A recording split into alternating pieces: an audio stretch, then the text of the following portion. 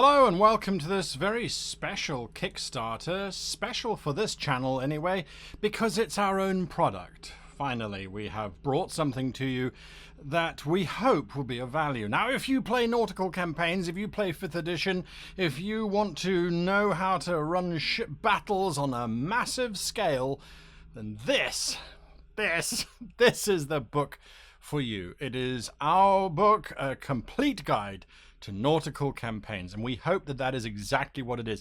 It features everything that I have developed and learned and grown since I first started playing Dungeons & Dragons 2nd edition. I've always wanted to do a life at sea campaign involving big ships and titanic monsters and aerial squadrons and all that kind of stuff, and so now it has finally coalesced in this form, this form. Why is it on Kickstarter? Why aren't we releasing it like we did Epic Campaigns, the book we released last year? Well, we want to make this book extra special, and that requires artwork. So if you head on over to the Kickstarter, it is there. You can see we've launched it today, as a matter of fact. We've already got people joining in. And the idea behind it is we want artwork. We want beautiful artwork. We want gorgeous artwork.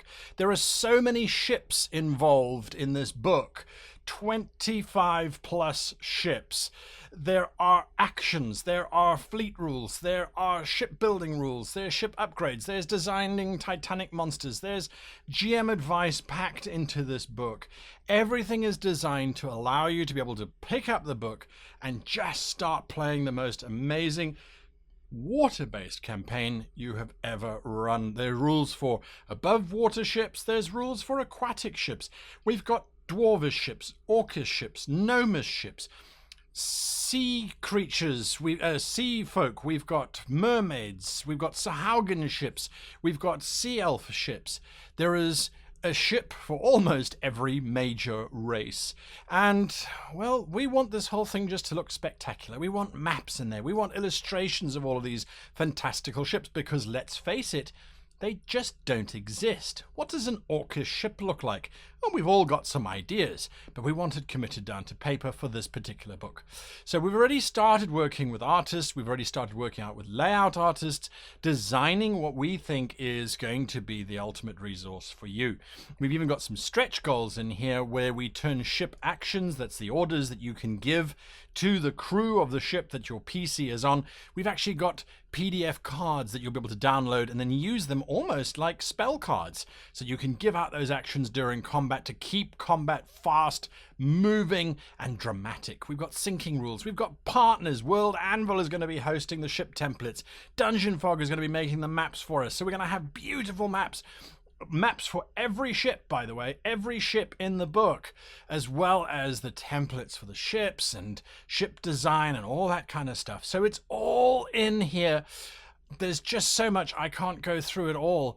It's definitely something worth looking at. Just a brief explainer as to why it's in yen. I'm based in Japan, so that's why it's in yen, but for you it'll be in your local currency. Support this project if you want to get a PDF or a hard copy book. Oh, why are my directions all off today? Or a hard copy book. We've got some great deals with the publishers that are going to be printing the physical copy. They printed our previous book, Complete Guide to Epic Campaigns, and it turned out beautifully. We've even got some secret stretch goals in there for if we manage to make our target, which I hope we do, because all of it is designed to just make your experience that much better. Oh, hello, and welcome to our library. I see you've come seeking the truth, have you? Well, you won't find it here. No. I mean, you will find it here.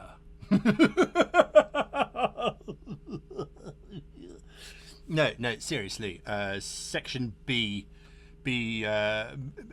through C 105. Yeah, that's where you'll find it. Yeah. Just remember two books each, and you got to return them in 2 weeks. Yeah. All right. Yeah. Good luck. If you need any help, I'll just be reading this. Yeah. B to C. Yeah.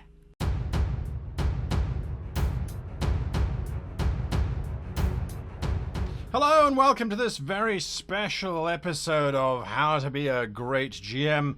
It's a dark, dark space we find ourselves in. Why? Well, because it's different. We're journeying into the dark path of everything that you hopefully need to know in order to improve your adventure making. Now, we've looked at a whole bunch of different ways of doing this on the channel in the past. We've looked at the sentence, we've looked at campaign creation, we've looked at yes and no but, we've looked at all those kind of things. But how does it work? How does it all come together? That's what we're going to go and find out in today's episode. And I thought, you know, what's the best way of doing that? How do we bring this together so that it makes sense visually? And I thought, we're going to turn to an old friend of mine for a visual representation of how to improve your adventures. So it's a bit of a journey. Join me as we look at this process. Now, I've got a Dungeon Fog, dungeonfog.com. I've loaded them up. This is not a video promoting Dungeon Fog. I'm not going to show you how to build better stuff in Dungeon Fog. I'm using it because it's going to illustrate my point very, very well and in a beautiful way. So when we look at an adventure, when we look at the core basics of an adventure, a lot of GMs come to me and they say, I don't know what to do. I don't know what to include. I've got a sentence. Somebody wants something badly and is having difficulty getting it. But that doesn't translate into an actual adventure. And I need an adventure. I need it. So we're going to visualize that. The first thing we're going to start off with is we're going to create a room. And this is going to be a stone room. And this is, as far as I'm concerned, the most difficult part for DMs and GMs to create. This is the very first step. This is the step. We're going to call this room the hook. And in here, I hope you can see where I'm writing, hook. Okay, and in here, let me select the room. Oops, there we go, hook. In here, we are going to add in some hooks. Now, what is a good hook? What is a hook that's going to get your players to go, yes, I want to be on this mission? The answer is nobody knows. Your players are going to do things that motivate them and that drive them in all kinds of different directions. So how can you plan for it? I've done a video called 6 Ways to Start Your Campaign. 6 different methods to get your players involved. However, that works for the first session. Once the first session is rolled past into history, we're on to our second session and we're saying, now what? Now what do we do? So now we need to hook our players into our adventures, especially if you're playing a more open-ended, sandboxy type of thing. How do you involve your PCs in an adventure? How do you get them into it? So in my notes here, I've got this notes section. I'm going to write the very first thing is steal something from the PCs. Okay, nothing gets the PCs more riled up than, okay, you take a rest, you sleep in the cantina, you sleep in the tavern, you do whatever it is you're going to do. You wake up, someone's broken in. Now, you might have players who've set up traps and alarms and all that kind of stuff. That's absolutely fine, because the next clue, the next hook that we're going to try and use is we're going to try this good old-fashioned one. Kill the PCs. And I'm going to put here try in brackets. Well, not in brackets, I'm just going to say try. Why do we want to try and kill the PCs? Nothing gets the PCs to do what you want them to do like trying to kill them.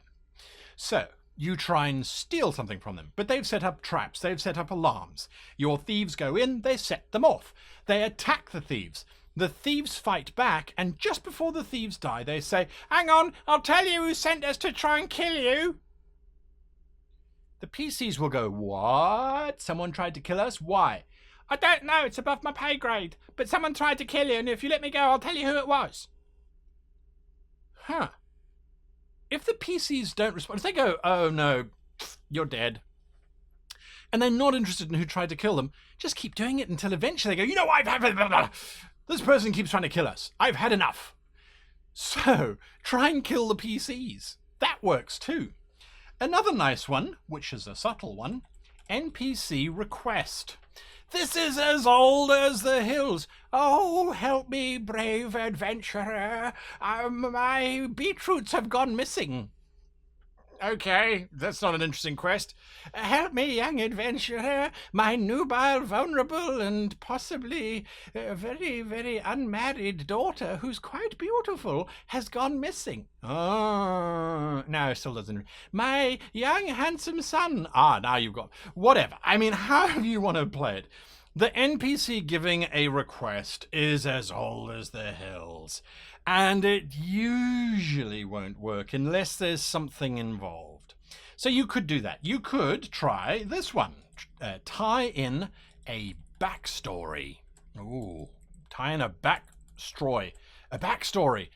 Still couldn't spell it right. Backstory. Get it right, brain. Sorry. All right. So tie in a backstory. So the players have given you all of their backstories. Great stuff. You don't know what to do with them. Well, now you do. Their backstory talks about a little dog that they had when they were a kid. Well, what happens if that same little dog walks past them in the street 25 years later? The dog looks as if it's still in its infancy. Wait, what do you mean the dog that was in my past 25 years ago just walked past us? That's impossible. Now we've got a hook. Now we have something that's going to lead us in. So there are many, many ways that you can do this. So you can steal something from the PCs. You can try and kill the PCs. You can do an NPC request. You can tie in a backstory. There are more. There are many, many, many, many more. But that's not the purview of today's video. Today's video is looking at building the adventure in totality. So once we've done that, a lot of online resources, a lot of online material, then talk about the components that you need to have in your adventure. And you will have heard on this channel, as well as on other channels, an Act 1, Act 2, Act 3, beginning, middle, and end. Yes, absolutely. Absolutely, you need those things. Again, what do they look like? What do they look like? So we're going to make another room here, and I'm going to choose a different floorboard because I want it to be different, basically. Okay, so let's just go with this one. Oh wait, I'm busy changing that one. Oops. All right, that's our hook. So that's it's our hook. So it's a very, very basic one. So now we're going to go in and we're going to create one of the components that you need to have. And one of the components that you need to have, it's a fairly large component, so I'm going to make it big. Okay, and I'm doing these room sizes for a very, very specific reason. Okay, one of these that you need to have is combat. You go, well, that kind of makes sense. Yes and no. Combat is a very complicated little chamber. It's not as simple as it might seem. Combat is going to have a lot of things. What is combat going to have in it? Well, it's going to have monsters / NPCs. How do we work out what those are? We're not going to look at that in today's video. We'll look at that in the next week's video if you want me to. Leave comments down below. Combat is part of an adventure, and I know it sounds like it might be weird, but sometimes combat doesn't have to be the most important part of the adventure. Sometimes combat can be the threat of combat, motivating and driving us forward. So we need to have combat. What other types of rooms do we need to have? Well, quite frankly, I think we need to have, not think, I know. I should have done this beforehand. Let me go here very quickly. Thank you. Choosing that one. We need, and this one is dependent on the size of the group that you are playing with. Okay. We need some kind of challenge. Okay. Now this depends on the system that you're using. It could be a skill challenge. So let me go to the notes here. It could be skills / abilities. It could be riddles. It could be traps. It could be an investigation. Okay, and we're gonna unpack these rooms a little bit more later on. But these are the components that we need. All right, these are the components that we need. So I hope that you see where I'm starting to go with this. And if you don't panic. Don't worry. We're not in any panicky, worry mode at the moment. Okay. We then need another room, and that other room is going to be. Let's just drop this in here. It's going to be a strange shape, and there's a reason for it. Okay. Oh, look at that nice little courtyard. Okay. This room is not a hook. This room is system specific. System specific. What is system specific? System specific rooms are for the mechanics inherent in the RPG that you are playing. So unlike Challenge Room, which is traps and riddles where you're using basic skills and things of the party, unlike Combat, where you're using basic things of the party, with the system-specific stuff, this is where you differentiate your game from being, let's say, Dungeons and Dragons, from, say, Traveller, or from Star Trek, or from Lord of the Rings. This kind of stuff is where your players hopefully have created characters that are based on the system. Okay, so we're still busy. We're putting components together. Okay. Then, and this is entirely up to you. You can choose whether you want this room in or not. Okay. We need more space. Okay. For one, but that's fine. We'll go with this for now. We need Combat 2. Ooh, this is more monsters / NPCs. And I'm just going to make my stage bigger here by, let's say, 8. So the idea of having second combat, okay, is that, generally speaking, if we look at it, we've now got some rooms here. So that's absolutely fine. And we've got 1 room, 2 rooms, 1 room, 2 rooms. How many rooms do you think we've got left? Yeah, that's right. Absolutely. Good on you. Well done for anticipating. 2 rooms left. So let's put in this room here very, very, very quickly. This is the obligatory room, which a lot of people seem to gloss over, forget. I'm going to put it as a weird shape so people can remember it. This is what we call the Showdown room. And this is the resolution to combat, to adventure. Okay. Face off against the enemy. Final battle. Final, words. Okay. It's important that we have that. Oh, the room is called Showdown. Okay, it's important that we have that. I'm gonna come back once we've finished laying out all the rooms that we need. Okay, finally, let's go with this one. Finally, the last room that we need is not a very big room. It can be something like that. Very nice. Okay, and this is called End. We don't do this very often. Rewards.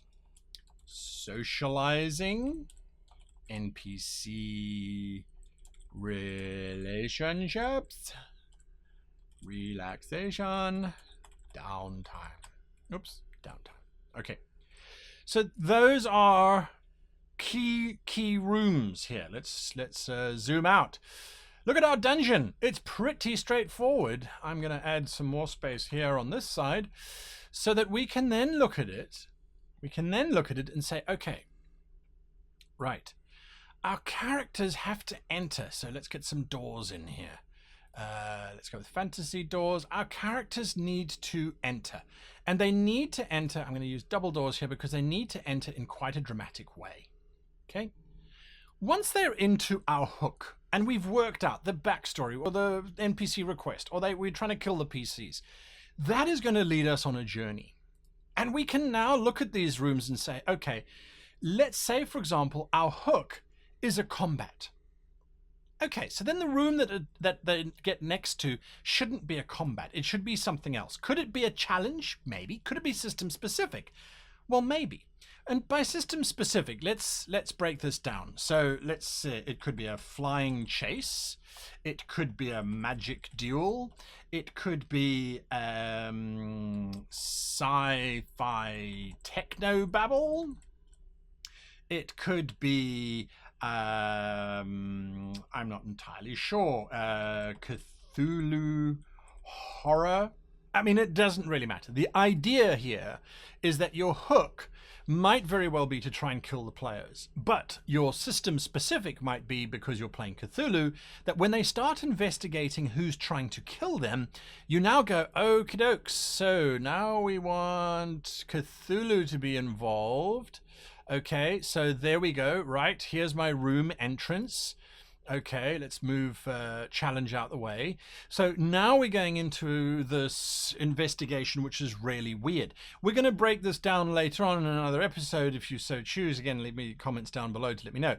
Okay, good. So now we've got system specific. It would be nice to have a bit of combat, just to liven things up, just to get the pace going. And you know what? That actually kind of fits there. Okay, so good. They get some combat going. What else have we got down here? We've got combat 2. We got the showdown. Okay, the showdown does have to kind of happen last, because if it happens earlier, then it's not a showdown. It's just a combat. And then the end must really be at the end. So there's it. Let's put in some doors here. Okay, so there's our exit. Look at that. That's a maze. Bingo, right? Again, we now have some combat. Do we want another challenge or more combat? No. Okay, so let's put in a challenge then. Okay, great. Let's leave them slightly apart. No, let's put them there. Okay, and then we go into a second combat. All right, very simple. And then we go into perhaps a showdown. Maybe not. How do we connect these? Because they do need to be connected. These two are linked directly. So the hook is going to lead directly into our system specific thing. Or perhaps the hook is going to lead directly into combat.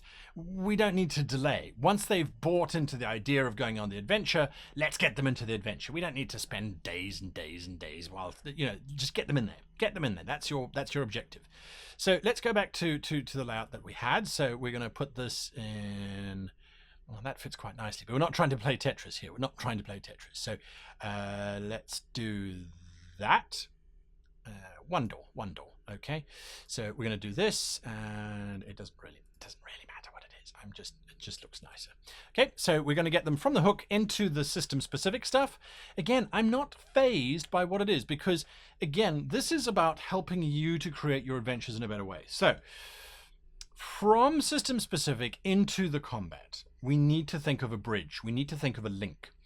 So if you decide that your combat is going to be against NPCs, monsters, let's say constructs, let's say self. Ooh, combat against the self, the internal struggles, moral dilemmas. Let's put some more keywords in there. Morals, decisions, something like that. How do we get from the conflict to the other? We need to build in corridors.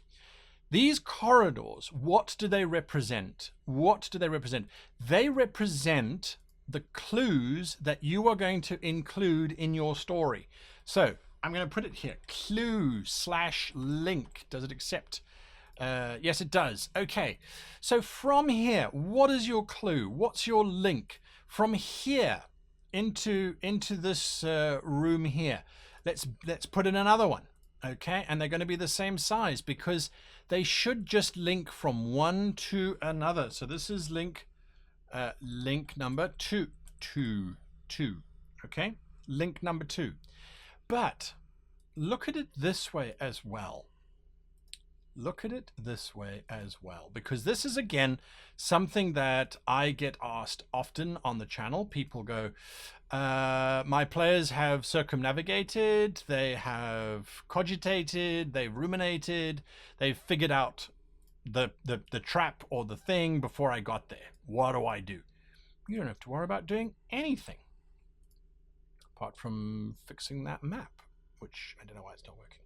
Anyway, it's because I'm a bad map maker. Something like that? Okay, sure, we'll go with that. We could go straight from the from the system specific. We could avoid the combat altogether, and then we can go into the challenge.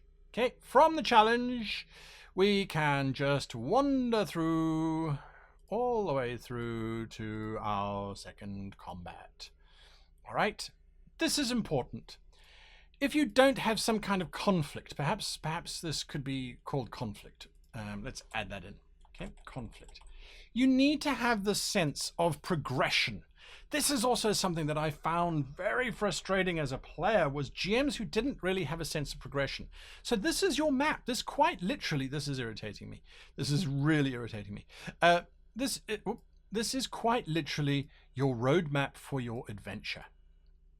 This is how it should play out. This is what you should be running with, so that when your players go in one direction or they go in another direction, this is just going to kill me, when they go in a specific direction which is contrary to the direction that you thought that they were going to go in, come back to your map, look at your map and say, okay, so they went into the system specific, but they completely destroyed it. They didn't find clue number 1. They didn't find, oh, look here, we can type it in, clue link B, for example. Secondary clue. Okay, put in 2 clues. That's easy enough, and then that will link you to link number 2. That will link you into the challenge. Okay, so they do the challenge. Then from the challenge, it should be a straight path to the combat. Now, I know this sounds like it's awfully dull. It's awfully monotonous. It's awfully formulaic. How you arrange these rooms is where things start to get interesting. That's the important thing. That's the important thing. Now, these corridors, these links that we're adding in, we need to go there. I'm keeping to simple shapes now. Okay, these simple shapes. If you went directly from system specific to Showdown, you've skipped out these 3 big blocks. And that means that your adventure is too simple. It's too plain. When you then leave out these passageways, if you don't have these passageways that you've already planned out, how are the characters supposed to connect the dots? How are they supposed to connect the rooms? They can't. So as a very simple exercise, as a very simple little method now, we can go in and we can populate this in almost any way that we want. I'm adding in doors. I'm adding in doors because it'll look like a nice little dungeon. We can now fill in these rooms, and you're going to see how quickly and easily it prompts you for solutions. So let's do that very, very quickly. Let's start. If this is our hook. Okay, so we've got here someone steals something, someone does something. What's our adventure? Have we worked out our sentence? Someone wants something bad and is having difficulty getting it. No, we haven't, because our players have been lounging around in a city. Let's go fantasy because that's the easiest. They're lounging around in the city, and we decide that we want to send them on an adventure. We've got a cool map for a dungeon, for a sewer. We want to send them into the sewer. Okay, great. So someone tries to get them. We need to get a hook. We need a hook. We need a hook. Okay, so the hook is simple. Mutant rats attack party wearing covered in mud, specific to sewers. Specific to sewers. All right, done. Easy, simple. Oh, they're not interested. Sure thing. Okay, so mutant rats attack the party covered in mud specific to the sewers. That's trying to kill the party. They don't buy that? Sure. NPC. Reward offered for lost ring in sewers. Wow! How unoriginal is that? Hey, if they didn't bite at the rats, which bit at them, sure, let's give them a ring to go follow on. Nah, they didn't like that. Okay, fine. I like the idea of ghost dog wanders past party and into sewer. Okay, why is the dog involved in the sewer? I have no idea. We're going to figure that out as we go along. All right, so there we go. We've got to tie it in there. We've got 3 different options for them to go into. If they still don't bite and they don't want to go into the sewers, okay, not a problem. We'll go through the same process for as many other adventures as we like. So how do we get them from the rats attack into the sewers? That would be system specific. Okay, so that might be a skill challenge to deduce location of rats. It might be a survival challenge to find rat's nest. It might be an NPC sewer cleaner guide. Okay, he might lead them to where the rats are. System specific, like I said, it really does depend on the system, but we've got mages, right? We've got wizards, so magic is pretty unique to the system. So how do we incorporate magic into that when we look at these different things? Okay, rats are magically enhanced. Crazy wizard is doing it. Wizard paid by mysterious figure deeper in sewers. There we go. All right. Now, that could lead us, the link could be here. Wizard attacks. Party. Okay. Or the secondary clue, if the wizard doesn't attack the party, wizard informs party of old aquifer, which is the name of a large well that keeps water. Aquifer. Aquifer. How's your Latin? Aquifer. Fur? Aquifer. It's a word, I promise you, it's a word. Wizard informs party of old aquifer deeper in sewers. If they want to engage in social dialogue, oh, we're going to talk to the wizard, we're going to do this, we're going to do that. In the combat, this combat I think should be fairly straightforward. This combat should be giant rats, mutated street kids, half rat, half kids, whatever. I mean, we said we wanted it to be a moral conflict, so we're going to have these weird mutated street kids, right? Oh, there's a spelling check. So that's what we could certainly do. See, aquafresh, aquifer, doesn't know. Anyway, it's definitely a word. So we could have giant mutated street rats. How do we lead, though, to this challenge? Well, let's say one rat runs away, one child takes a canoe and escapes. Okay, we're in the sewers. What is the challenge that our party will face in the sewers? Flooding, water, crocodiles. We've already had a combat, so we don't want a combat. So that means it's traps or it's riddles. We've kind of had investigation here in the system specific. So traps and riddles. So traps, we're going to have a water trap. Let's say a whirlpool. Swim. What's with athletic swim? DC, let's say 17, because we're mean. We could have piranha. We could, oh, for heaven's sakes. Spell it how I want it to be spelled, not how it should be spelled. Piranha, we could have, again, the piranha are not a combat. They're a trap, so we're treating them as a trap. We could have canoe chase. That could be quite fun. Floating log chase. Type of thing. Okay, how does that link us through? Well, we now arrive at strange lit corridors filled with weird chanting. Okay, that leads us into this, which is our combat 2. Okay, great. We can't have mutated children or giant rats. We now need to develop this further. How do we develop this further? Okay, great.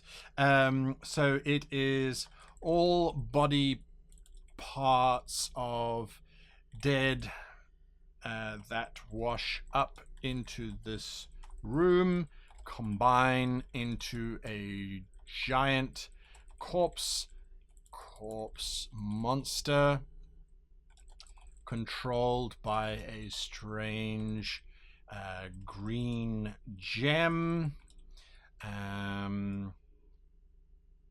Yes, just a giant combat. Giant combat. How do we get them from there? Where are we going? We're going into the showdown. So from here, we need to then go, okay, insert description here. So they kill that thing. It dies, and a door leads off the chamber and shows signs of recent use. Okay, if they don't follow that, good luck to them. Let them go home. And then this is our final resolution. So this is the final battle. The murderous necromancer trying to get revenge on the city faces off against the party.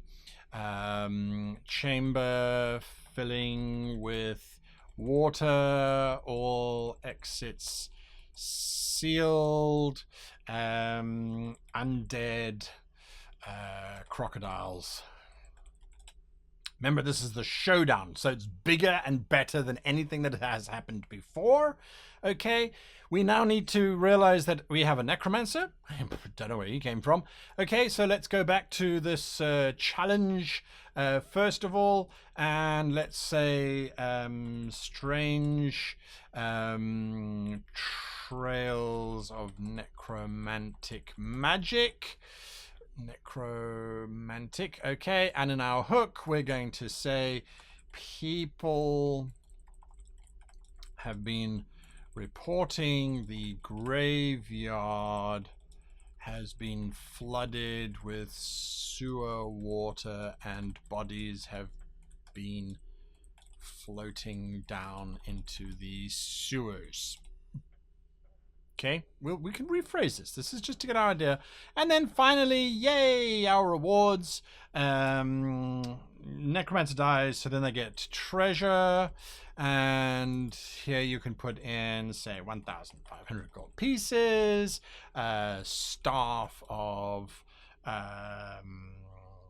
lightning bolt, whatever. Fill it in. Okay, NPC relationships. Sheriff. I hate the spelling. Sheriff of town recognizes their achievement in small parade.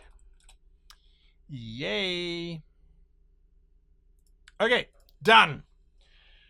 Was that so hard? Was that so hard? Look at our dungeon. It's brilliant. It's wonderful. It's all linked together. We've got our notes. Now we can come back and refine it, and we can say, okay, well, this flying chase, magic duel, Cthulhu horror, or skill challenge to deduce the location of the rats, sewer guides, rats magically enhanced, trails of necromantic magic. Okay, how are we going to play this out? Now we could make a map out of this particular room if we wanted to fully explore that. I hope that this may help you to visualize. Next time you want to create an adventure, all you're doing, just get rid of these write-ups, but all you're doing is you're saying, okay, well, this is combat 2, so it can't happen before combat 1. So we've got challenge before we do system specific. Maybe we should put challenge in here.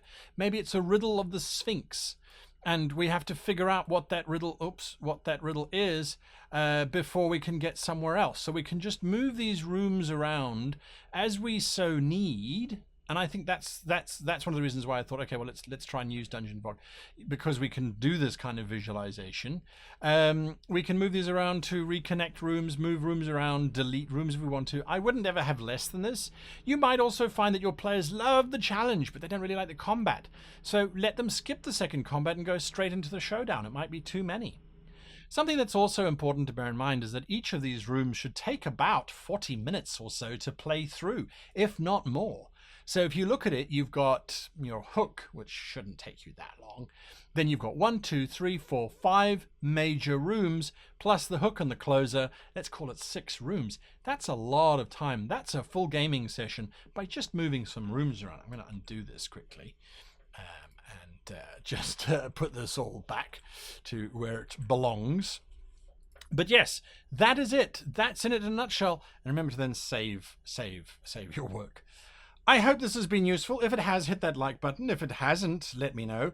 If you want me to expand further on this notion of using dungeons to create your adventures, which kind of makes sense since that's kind of part of the game, let me know in the comments down below. Until next time, however, I wish you and yours the very happiest of gaming.